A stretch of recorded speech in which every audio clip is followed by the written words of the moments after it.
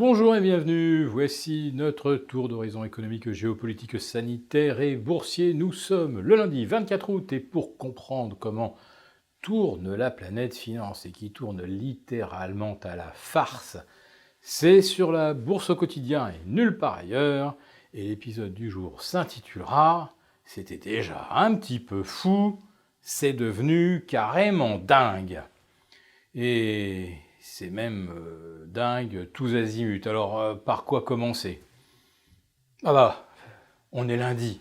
Alors on va commencer donc par le rallye du lundi. Le lundi, c'est le jour du remède miracle ou du vaccin prometteur. Alors là, ce week-end, Trump a fait fort.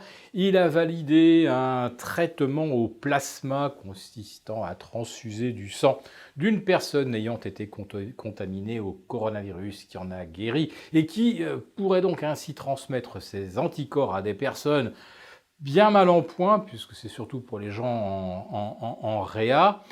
Le procédé n'a pas vraiment fait ses preuves, puisque pour l'instant le taux de succès est de 35%, mais c'est pas grave, Trump a signé. Donc on a un nouveau remède contre le Covid, enfin contre les conséquences lointaines du Covid. Et en plus de ça, M. Trump a annoncé qu'il signera également un décret autorisant l'usage d'un vaccin expérimental d'AstraZeneca pour contourner le feu vert de la FDA.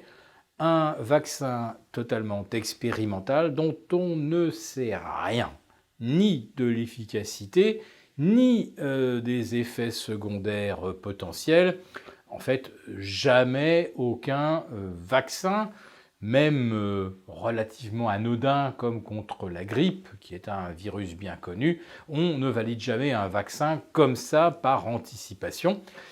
Mais M. Trump a annoncé symboliquement que ce vaccin serait disponible avant le 3 novembre. Avant les élections, oui, grâce à Donald Trump, le monde va être sauvé grâce à un vaccin dont on ne sait rien. Oui, tout le monde est devenu complètement dingue avec ce Covid. Vous avez une communication gouvernementale totalement anxiogène. Vous avez le 20h, le 13h qui vous font 10 minutes, un quart d'heure sur le Covid, sur le rebond probable de la pandémie. Ça fait déjà maintenant 6 semaines qu'on nous annonce le rebond de la pandémie. Alors oui, bien sûr, il y a beaucoup plus de cas, car on teste bien davantage, mais on teste surtout des gens asymptomatiques, c'est-à-dire qui ne toussent même pas, qui n'ont même pas de maux de tête ni de température, qui sont peut-être ce qu'on appelle des porteurs sains. Mais c'est pas grave. Pour les statistiques, c'est merveilleux, ça nous gonfle les chiffres. Alors on atteint les 5000 par jour, rendez-vous compte, 5000 personnes contaminées par jour, dont peut-être une trentaine tombera effectivement malade, c'est-à-dire à un taux tout à fait classique de maladie virale en saison estivale. Quant aux réanimations, tantôt ça progresse de 10, tantôt ça baisse de 15, la courbe est complètement flat, mais on continue bien sûr de nous en faire des tonnes à propos du Covid pour bien nous paniquer et surtout justifier toutes les mesures de contrôle social. Le problème, c'est que là, on s'en va vers une rentrée où les élèves n'iront pas ni à l'école, ni au collège, ni au lycée, et encore moins à l'université.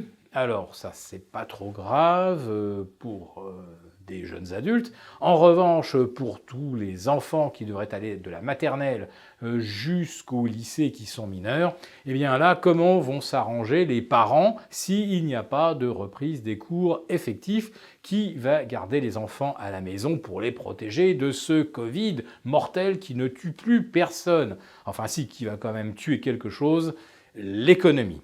Mais on peut bien sacrifier l'économie au nom de la paix sociale, car La principale hantise du gouvernement, vous l'avez compris, ce sont des manifestations contre la gestion justement de la pandémie depuis le mois de février et mars dernier. Bref, le gouvernement a très peur que les gens descendent dans la rue. Donc si on peut interdire jusqu'à Noël tout rassemblement de 10 personnes, on le fera. Et quitte à évidemment accréditer le simulacre en recommandant aux entreprises de ne faire venir qu'un salarié sur 2 ou 2 sur 3 sur les chaînes pour tout ce qui est industrie manufacturière.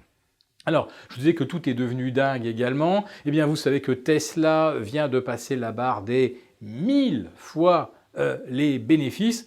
Alors en plus de ça, c'est une blague parce que Tesla ne fait pas de bénéfices.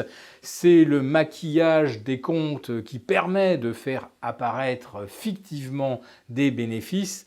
Ces bénéfices correspondent en fait au taux d'imposition négatif dont bénéficie Tesla, c'est-à-dire que c'est le contribuable américain qui, en quelque sorte, sponsorise Tesla, qui continue de faire des pertes, et dont la capitalisation va dépasser les 400 milliards, si je me fie aux cotations pré-ouverture, 400 milliards, c'est-à-dire autant que la totalité des constructeurs automobiles dans le monde, alors que Tesla ne produit que 3% des voitures vendues.